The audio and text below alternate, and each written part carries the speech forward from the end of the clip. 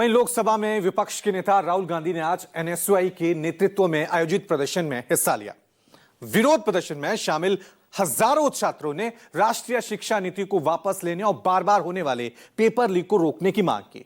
छात्रों ने यूजीसी के नए मसौदे, नियमों और शिक्षा के बढ़ते निजीकरण के खिलाफ अपनी आवाज बुलंद की। इस मौके पर राहुल गांधी ने कहा कि आरएसएस हिंदुस्तान के भविष्य और उसके एजुकेशन सिस्टम को खत्म करने में लगा है।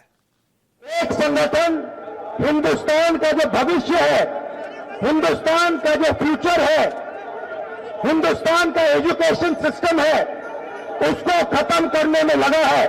उस इंस्टीट्यूशन, उस संगठन का नाम आरएसएस है।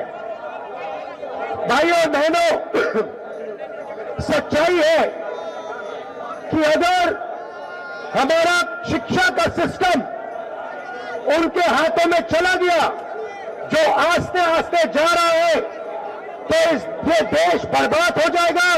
इस देश में किसी को रोजगार नहीं मिलेगा और ये देश खत्म हो जाएगा।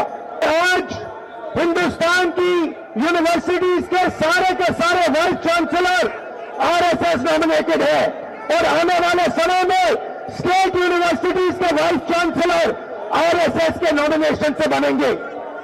ये देश के लिए खतरनाक है और इसे हमें रोकना है।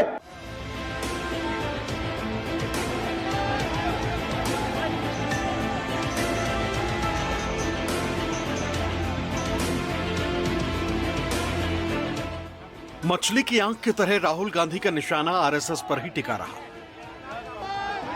सवाल शिक्षा और पेपर लीक और रोजगार था। एनएसयूआई की टोली न्यू एजुकेशन पॉलिसी और यूजीसी ड्राफ्ट को वापस लेने की मांग के साथ सड़कों पर उतरे। लेकिन जब राहुल ने माइक थामा तो आरएसएस के बाद उनका अगला टारगेट पीएम मोदी बन गए। कुछ दिन पहले प्रधानमंत्री ने कुंभ मेला पे भाषण किया और मैं वहां बोलना चाहता था कि कुंभ मेले के बारे में बोलना बहुत अच्छा है, मगर आपको भविष्य की भी बात करनी चाहिए।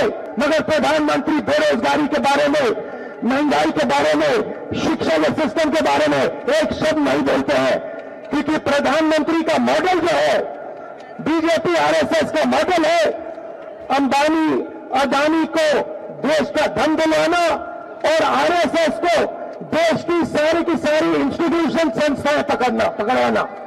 इसके लिए हम सब एक है और मिलकर हम लड़ेंगे। जो पेपर लीक जैसे मुद्दे हैं, जॉब जैसे मुद्दे में सरकार शांत क्यों है? एजुकेशन बजट बढ़ा जाए, पेपर लीक के मुद्दे गंभीरता से देखा जाए। साथ के साथ जो कैंपस के अंदर डेमोक्रेसी है, हमारे एक 30 के स्टूडेंट ने यह प्रोटेस्ट में आने के लिए बोला, उसे सस्पेंड कर दिया गया। जामिया के अंदर छात्र आवाज उठाते हैं, उन्हें सस्पेंड कर दिया जाता है।